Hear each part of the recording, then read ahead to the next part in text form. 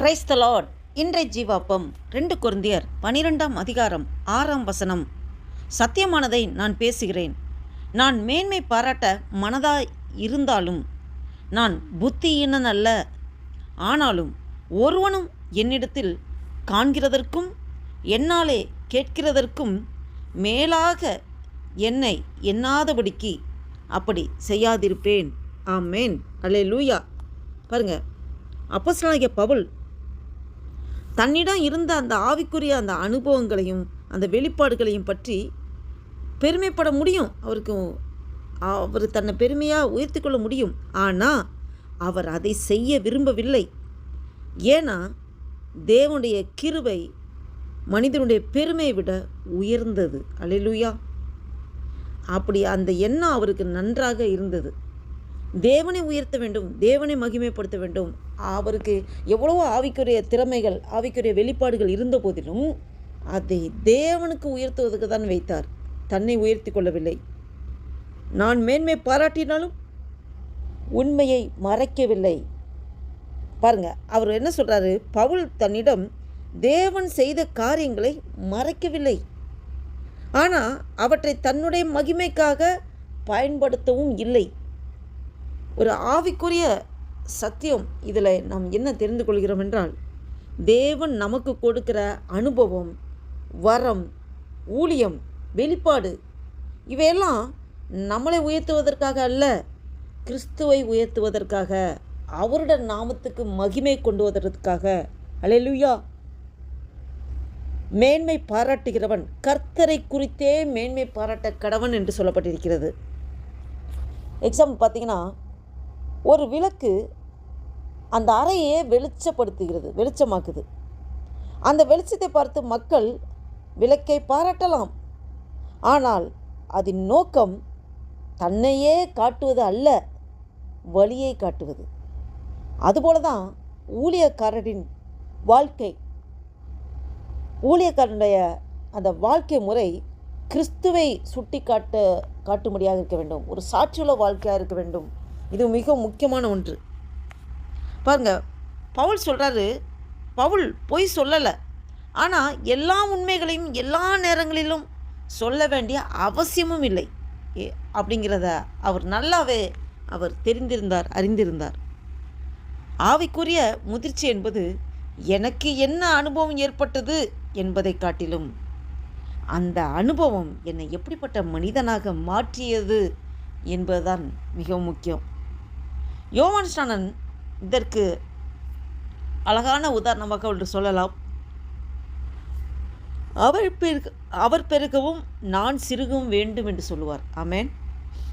அனுபவம் பெரிதாகும்போது நம்முடைய பெயர் பெரிதாக கூடாது, கிறிஸ்துவின் பெயர் பெரிதாக வேண்டும். ரொம்ப கவனமாக இருக்கணும். இதை கேட்டுக்கொண்டிருக்கிற நண்பு தேவ பிள்ளைகளே, நாம் ஆண்டவரை அறிந்து கொண்ட பிறகு ஆண்டவருக்காக ஊழியத்தில் நாம் இன்வால்மெண்ட்டாக செய்யும்போது ஆண்டவர் நமக்கு அநேக வரங்களை கொடுப்பார். நமக்கு நிறைய வெளிப்பாட்டின் வரங்களை தருவார். அப்போ அந்த வரங்கள் நிமித்தம் நம்மளை பார்க்கிறவர்கள் அநேகர் நம்மளை அப்ரிஷியேட் பண்ணுறதுக்கு நிறையா வருவாங்க. அப்போ அந்த அப்ரிஷியேஷனை நமக்குன்னு எடுத்து சந்தோஷம், அந்த அப்ரிஷியேஷன் நமக்கென்று எடுத்துக்கொள்ளக்கூடாது. மிகவும் ஜாக்கிரதையாக இருக்க வேண்டும். ஆவிக்குரிய பெருமை அங்கே தான் வருகிறது. எங்கே புகழ்ச்சி இருக்குதோ அந்த புகழ்ச்சி, யாருக்கு அந்த புகழ்ச்சியை எடுத்துக்கொள்கிறோம்? ஒருத்தங்க உங்களை அப்ரிஷியேட் பண்ணும்போது அதை நமக்கே எடுத்துக்கொள்கிறோமா? நெவர். ஆண்டவருக்காக அந்த புகழ்ச்சி மகிமையை கொண்டு சேர்க்க வேண்டும். கர்த்தர் நாம் மகிமைக்காக இந்த புகழ்ச்சி யாராவது நம்மளை புகழ்ந்தால் ஆண்டோட கிருபை, ஆண்டவருக்கே மகிமை உண்டாகட்டும்னு அந்த புகழ்ச்சி அப்படியே கொண்டு போய் ஆண்டோட்ட சேர்த்துடணும். அதை நமக்கு ஒருபோதும் உரிமை பாராட்டக்கூடாது, சுதந்திரிக்கக்கூடாது, பெருமைப்படக்கூடாது. ஆமேன். பாருங்க, மக்கள் பவுலை பார்த்ததும் அவர் செய்த ஊழியத்தை கேட்டதும் அவரை பற்றி அதிகமாக நினைக்கக்கூடிய நிலை இருந்தது. ஆனால் பவுல் சொல்கிறாரு, நான் உண்மையை சொன்னாலும் நீங்கள் என்னை பற்றி அளவுக்கு மீறி உயர்ந்த எண்ணம் உங்கள் இருதயத்தில் கொண்டு செல்ல வேண்டாம், என்னை பற்றி பெருசாக நீங்கள் நினைக்க வேணாம் அப்படின்னு அவர் சொல்கிறார். இதுதான் தாழ்மையின் ரகசியம். தேவன் நமக்குள் செய்கிற காரியங்களுக்கும் மக்கள் நம்மை பற்றி உருவாக்கும் எண்ணத்திற்கும் இடையில் ஒரு எல்லை இருக்க வேண்டும். அல்லேலூயா. நீ உன்னையே பெரியவன் ஆக்காதே என்று சொல்லப்பட்டிருக்கிறது. 2 கொரிந்தியர் 12ஆம் அதிகாரம் 1-5 பவுல் ஒரு மிகப்பெரிய ஆவிக்குரிய அனுபவத்தை பற்றி பேசுகிறாரு.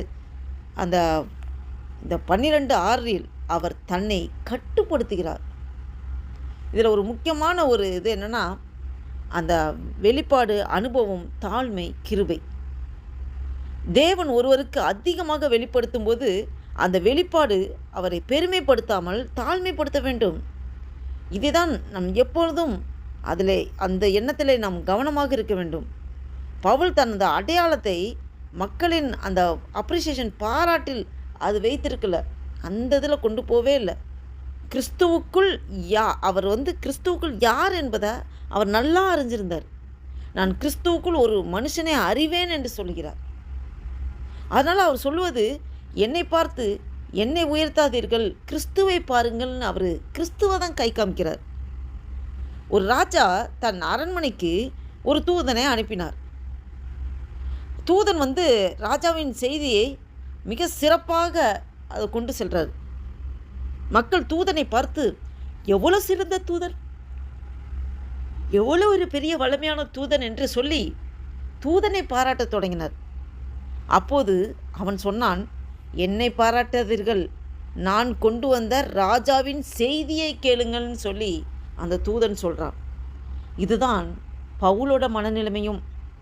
ஊழியக்காரன் ஒரு தூதன், கிறிஸ்துவே அந்த செய்தியின் மையமாயிருக்கிறார். ஆமென். இதை கேட்டுக்கொண்டிருக்கிற என் அன்பு தேவ பிள்ளைகளே, நாமும் இதே சுபாவத்தில் தான் இருக்க வேண்டும். ஆண்டவர் பரலோகம் நம்மளை அனுப்பி வைத்திருக்கிறது இந்த பூமிக்கு. பரலோகத்தின் காரியங்களை இந்த பூமியிலே ஸ்தாபிப்பதற்கு நம் ஒவ்வொருவருக்கும் பொறுப்பை கொடுத்து பரலோகம் நம்மளை அனுப்பி வைத்திருக்கிறது. அப்போ நம்மளை பார்த்து யாராவது ரொம்ப பெருமையாக நம்மளை உயர்த்தி மேன்மையாக சொல்லுவார்கள் என்றால் அதை நமக்கென்று எடுத்துக்கொள்ளக்கூடாது. கர்த்தர் நாமத்துக்கு மகிமையை கொண்டு சேர்க்க வேண்டும். தேவன் கொடுத்த வரத்தை நாம் மறுக்க வேண்டாம், ஆனால் அந்த வரத்தினால் நம்ம பெருமைப்படவும் வேண்டாம். தேவன் கொடுத்த அனுபவத்தை நம்மளுடைய புகழுக்காக பயன்படுத்தக்கூடாது. மக்கள் நம்மளை உயர்த்தும் போது மகிமையை கிறிஸ்துவிடம் நாம் திரும்பி கொடுத்து விட வேண்டும். வெளிப்பாடு அதிகமானால் நமக்குள்ளே தாழ்மை அதிகமாக இருக்க வேண்டும். ஊழியத்தில் வெற்றி என்னை எவ்வளோ பேர் பாராட்டுகிறார்கள் என்பதில் அல்ல, கிறிஸ்து எவ்வளோ வெளிப்படுகிறார் என்பது அந்த ஒரு காரியத்தில் தான் ஊழியம் மென்மேலும் உயரும், வளரும். வெளிப்பாட்டில் எப்போதும் தாழ்மை அவசியம். இதை கேட்டுக்கொண்டிருக்கிற நண்பு தேவ பிள்ளைகளே, தேவன் நம்மளை உயர்த்தும் அளவுக்கு நம் இருதயம் நம்மை முழுமையாக தாழ்த்தி கொள்ள கற்றுக்கொள்ள வேண்டும். நாம் இதற்கு முழுவதுமாக அர்ப்பணிப்போமா? இந்த சிந்தையோடு ஒரு புதிய நாளைக்குள் ஆண்டவர் நம்மளை நடத்தி கொண்டிருக்க தேவனுக்கு நன்றி செலுத்தி ஆண்டு நோக்கி பார்த்து ஜெபம் செய்வோம். ஹல்லேலூயா. நன்றி தகப்பனே, நன்றியோடு துதிக்கிறோம் ஆண்டவரே. துதிகள் மத்தியில் வாசம் செய்கிற தேவனே, நன்றியோடு துதிக்கிறோம் ஐயா. ஆண்டவரே நன்றி தகப்பனே, கிருபையாய் எங்களுக்கு ஜீவன், சுகம், பலன், ஆரோக்கியத்தை தந்து அதிசயமாய் அற்புதமாய் நீங்கள் நடத்தி கொண்டிருக்கீங்கப்பா. நன்றி தகப்பனே. விசேஷமாக இந்த 2026 வருஷத்தின் ஆண்டவரே 8வது மாதமாகிய ஆகஸ்ட் மாதத்தின் 28ஆம் தேதியை காண கிருபை செய்த தேவனே, உமக்கு கோடான கொடி ஸ்தோத்திரம் ஐயா. நன்றி தகப்பனே. ஆண்டவரே அப்பா, நாங்கள் ஜீவனோடு இருப்பது உங்களுடைய சுத்த கிருபை ஆண்டவரே. நன்றி தகப்பனே.